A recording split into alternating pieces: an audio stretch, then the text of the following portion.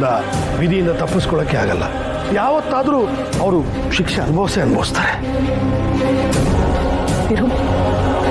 ವೀರು, ನಿನಗೆ ಎಂಥ ದೊಡ್ಡ ಮನಸ್ಸು ವೀರು. ನೀನು ಹೇಗೆ ಇವರನ್ನೆಲ್ಲ ಕ್ಷಮಿಸಿ ನಾರ್ಮಲ್ ಆಗಿರ್ತೀಯ ನನಗಂತೂ ಅರ್ಥನೇ ಆಗಲ್ಲ. ವೀರು, ಒಂದು ಮಾತು ನೆನಪಲ್ಲಿಟ್ಕೊ, ಏನೇ ಆಗಲಿ ಈ ಅಕ್ಕ ಮಾತ್ರ ಯಾವಾಗಲೂ ನಿನ್ನ ಜೊತೆನೇ ಇರ್ತಾಳೆ. ಒಂದ್ ಕಡೆ ಮೋಸ ಮಾಡೋರಿದ್ರೆ ಇನ್ನೊಂದ್ ಕಡೆ ಬೆಟ್ಟದಷ್ಟು ಪ್ರೀತಿ ಮಾಡೋರು ಇರ್ತಾರೆ. It's okay Veeru. ನೋಡು, ನಾಡಿದ್ದು ನಿನ್ ಬರ್ಡೇ ಬರ್ತಿದೆ.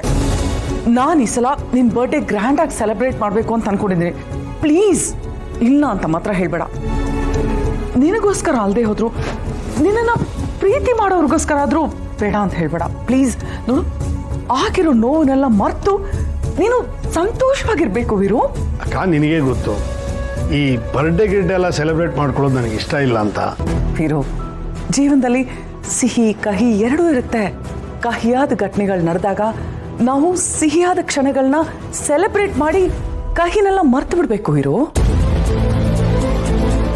ಅಕ್ಕ ಹೇಳ್ತಿರೋದ್ರಲ್ಲೂ ಅರ್ಥ ಇದೆ. ಬರ್ಡೇ ಸೆಲೆಬ್ರೇಷನ್ ಅಂತ ಎಲ್ಲರನ್ನು ಕರೆದು ನಾನು ನನ್ನ ನಿರ್ಧಾರನೂ ತಿಳಿಸ್ಬೋದು. ವೀರು, ಏನು ಯೋಚನೆ ಮಾಡ್ತಿದ್ಯಾ ವೀರು? ನಿನ್ ಬರ್ಡೇ ಅಂದ್ರೆ ನನಗೆ ಅದು ಹಬ್ಬ ಇದ್ದ ಹಾಗೆ. ಎಷ್ಟೋ ಜನಕ್ಕೆ ಜೀವಾಳ ಆಗಿರೋ ನನ್ನ ತಮ್ಮ ಈ ಭೂಮಿಗೆ ಬಂದಿದ್ದ ದಿನ ಅದು. Come on Veeru, let's celebrate please Veeru. ಇಲ್ಲ ಅಂತ ಮಾತ್ರ ಹೇಳ್ಬೇಡ. ನೀನು ಇಷ್ಟದಂತೆಯೇ ಆಗಲಿ ಅಕ್ಕ. ಆದರೆ ಸೆಲೆಬ್ರೇಷನ್ ಹೊರಗಡೆ ಎಲ್ಲೂ ಬೇಡ, ಮನೆಯಲ್ಲೇ ಮಾಡು. ಆಮೇಲೆ ಆ ಶ್ರೀವಲ್ಲಿ ಮತ್ತೆ ಅವ್ರ ಮನೆಯವ್ರನ್ನೂ ಇನ್ವೈಟ್ ಮಾಡು. ಪಾಪ ಆ ಹುಡುಗಿಗೆ ತುಂಬ ಅನ್ಯಾಯ ಆಗಿದೆ. ನಾನು ಅವಳಿಗೆ ನ್ಯಾಯ ಕೊಡಿಸ್ಲೇಬೇಕು. ಅವಳಿದ್ರೆ ನನ್ನ ನಿರ್ಧಾರ ತಿಳಿಸೋಕ್ಕೂ ಸುಲಭ ಆಗುತ್ತೆ. ಸರಿ ಬಿರು, ನೀನು ಹೇಳ್ದಾಗೆ ಆಗ್ಲಿ, ಎಲ್ರನ್ನೂ ಕರಿತೇನೆ. ವಿಜಯಾಂಬಿಕಾ ಯಾಕೆ ಕಾಲ್ ಮಾಡ್ತಿದ್ದಾಳೆ? Hello hello. ಏನ್ ಶ್ರಾವಣಿ, ನಿನ್ನ ವಾಯ್ಸು ತುಂಬಾ ಡಲ್ ಆಗಿರೋ ತರ ಅನ್ನಿಸ್ತಾ ಇದೆ. ಓ, ವೀರುಗೆ ಎಲ್ಲ ವಿಷಯ ಗೊತ್ತಾಗೋಯ್ತು ಅಂತ ಭಯ ಆಗ್ತಿದ್ಯಾ? ಗೊತ್ತಾಗದ? ಏನ್ ಗೊತ್ತಾಗದು? ಮೇಡಮ್, ಅರ್ಜೆಂಟ್ ನನ್ನ ಹತ್ರ ಮಾತಾಡಬೇಕು ಮೇಡಮ್. ಮೇಡಮ್, ಅನಾಹುತ ಆಗೋಯ್ತು ಮೇಡಮ್. ಮಿನಿಸ್ಟ್ರಿಗೆ ಶ್ರೀವಲ್ಲಿ ಎಲ್ಲ ವಿಷಯ ಹೇಳ್ಬಿಟ್ಟಿದ್ದಾರೆ ಮೇಡಮ್. Hello hello. ನೀನ್ ಯಾವ ವಿಷಯದ ಬಗ್ಗೆ ಮಾತಾಡ್ತಿದ್ಯಾ ವಿಜಯಾಂಬಿಕಾ? ಅಯ್ಯೋ ಪಾಪ, ನಿನಗಿನ್ನೂ ಗೊತ್ತಾಗಿಲ್ಲ ಅಲ್ವಾ? ಇಷ್ಟೊತ್ತಿಗೆ ನಿನಗೆ ಗೊತ್ತಾಗಿರುತ್ತೆ ಅನ್ಕೊಂಡಿದ್ದೆ. ಇಟ್ಸ್ ಓಕೆ, ನಾನು ಹೇಳ್ತೀನಿ ಬೇಡ. ನೀನು ಸುಬ್ಬು ಗಂಡ ಹೆಂಡತಿ ಅಲ್ಲ ಅನ್ನೋ ವಿಷಯ ವೀರುಗೆ ಗೊತ್ತಾಗಿದೆ.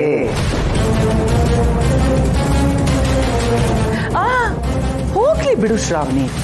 ಅಲ್ಲ, ಎಷ್ಟು ದಿನ ಅಂತ ನೀನೇ ಮೆರಿತಿರ್ತೀಯ?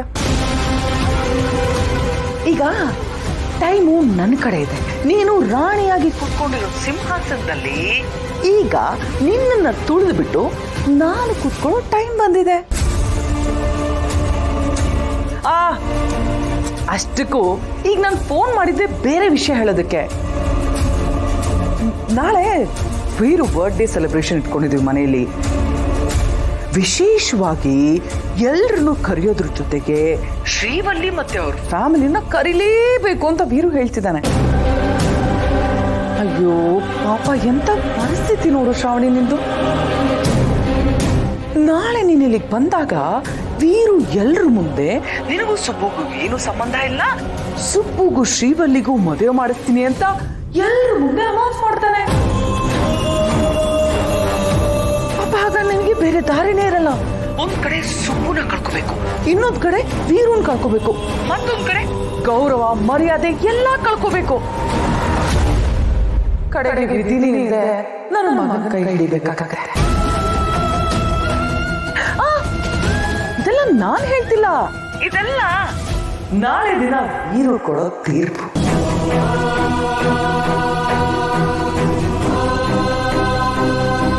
Hello hello hello.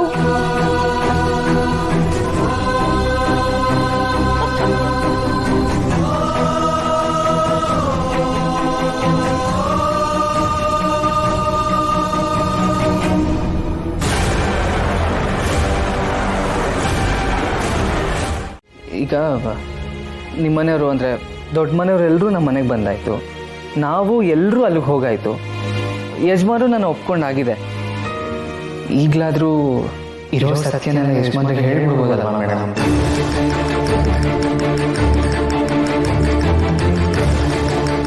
ಅವರೆಲ್ಲರೂ ಅಳಿಯ ಅಳಿಯ ಅಂತ ಕರಿತಾ ಇದ್ರೆ ಮನಸ್ಸಿಗೆ ಒಂಥರ ಆಗುತ್ತೆ ಮೇಡಮ್. ನಿಮ್ಗೆ ಅರ್ಥ ಆಗ್ತಾ ಇಲ್ಲ ಅದು.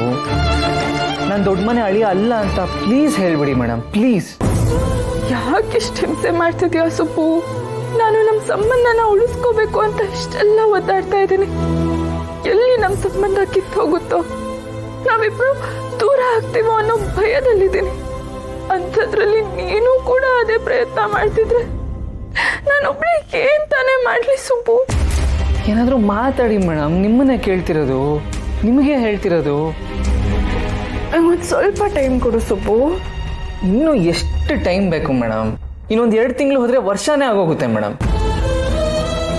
ಅಲ್ಲ ಮೇಡಮ್, ಈ ಸುಳ್ಳನ್ನ ಆಲ್ರೆಡಿ ಇಡೀ ಪ್ರಪಂಚನೇ ನಂಬ್ಕೊಂಡ್ಬಿಟ್ಟಿದೆ.